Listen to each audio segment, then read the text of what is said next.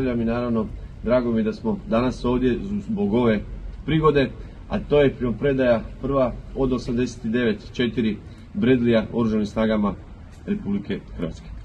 Ono što je bitno za naglasiti i reći, to je da smo uspjeli, kao što je rekla i veleposlanica, 2% dostići u ovoj godini. To je obaveza koju smo preuzeli kao saveznica NATO-a i od ove godine smo u klubu kojim su trebali biti već davno prije. Ključno je naglasiti da ćemo nastaviti dalje opremati, modernizirati pripadnike kako Oružanih snaga, kako vas kao pojedince sa opremom, tako i sustav koji vi koristite. Da li su to oklopnjaci, da li je to oklopna vozila, da li su to borbeni zrakoplovi, da li su to pješadijska oprema, da li su to haubice, da li je to sve ono što Oružane snage u ovom trenutku trebaju imati i moraju biti spremne za zadaće koje su pred njima. Želim naglasiti da u ovih godinu i 3 ili 4 mjeseca koliko sam ministar obrane i koliko sam potpredsjednik Vlade, sve moje vrijeme i sam moj trud je upravo bio usmjeren prema tome. Unapređenje vašeg sustava, našeg sustava, sustava Oružanih snaga. I ovo nije kraj. Nastavit ćemo dalje raditi u tome smjeru, nastavit ćemo dalje opremati, modernizirati, stvarati bolje uvjete kako vama, pojedincima, pripadnicima Oružanih snaga, vojnicima, dočasnicima, časnicima, tako i cijelim Oružanim snagama generalno u cjelini.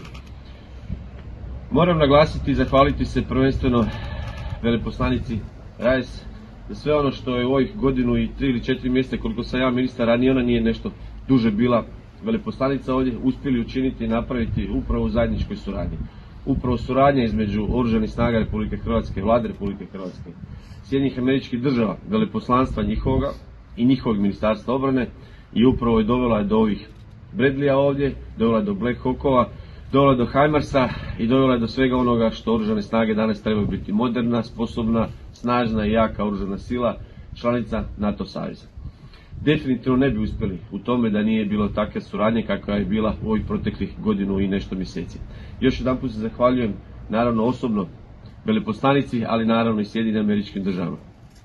Naši saveznici, kako Sjedinjene Američke Države, tako i drugi saveznici u NATO-u, smatraju nas kao kvalitetnima, dobrim i pouzdanim saveznicima.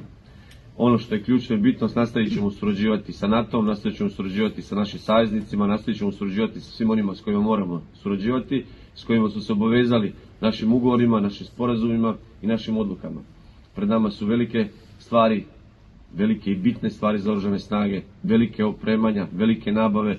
Kao što sam rekao, u tome ćemo smjeru i dalje nastaviti. Dosezati u vrlo brzoj, skoroj budućnosti, nadam se i 3% od BDP-a za opremanje i modernizaciju Oružanih snaga Republike Hrvatske. Ono na čemu ću ja naglasiti ovu godinu koji su ispred mene, to je posebno pridavanje važnosti, posebno svakome pripadniku Oružanih snaga, na način da je ključ Oružanih snaga Republike Hrvatske, ključ obrane i ključ sigurnosti Republike Hrvatske se nalazi u svakom od nas pojedinačno, hoću reći točno, konkretno, u svakom vojniku, u svakom pojedincu koji ste vi ovdje ispred mene i svi oni koji su danas u pripadnici Oružanih snaga. Morate imati bolje i kvalitetnije uvjete za funkcioniranje, rad i djelovanje i to će biti fokus djelovanja moga u idućih godinu dana.